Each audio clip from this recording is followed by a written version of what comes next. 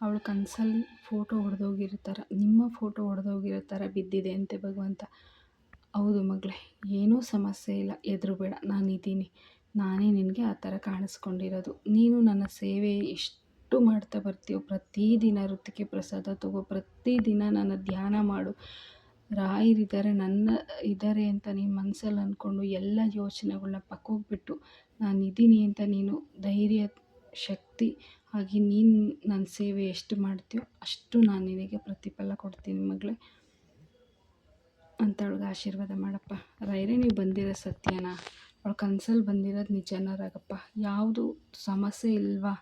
ಅವಳ ಕನಸಲ್ಲಿ ಫೋಟೋ ಹೊಡೆದೋಗಿರೋ ಥರ ಕನಸು ಬಿದ್ದಿತ್ತಂತೆ ರಾಯರೇ, ಆ ಥರ ಸಮಸ್ಯೆ ಬಂದಿರೋದಕ್ಕೆ ಏನೂ ತೊಂದರೆ ಇಲ್ವಾ? ಹಂಗಿದ್ರೆ ಪ್ರಸಾದ ಕೊಡಪ್ಪ ಭಗವಂತ. ಯಾವುದೇ ತೊಂದರೆ ಇಲ್ಲ ಮಗಳೇ, ನೀನು ಯೋಚನೆ ಮಾಡಬೇಡ, ಎಲ್ಲ ಸರಿ ಹೋಗುತ್ತೆ.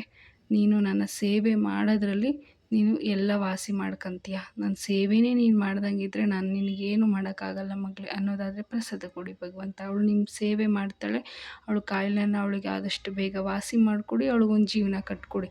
ನೀವು ಯಾವ ಕಡೆಗಾದರೂ ಆಯ್ತಪ್ಪ, ಕೊಡು. ಒಟ್ಟಿನಾಗೆ ನೀನು ಸೇವೆ ಮಾಡಿದರೆ ಪ್ರತಿ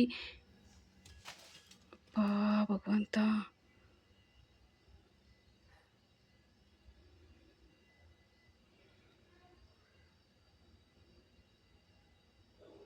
ದೇವರೇ ಪವಿತ್ರ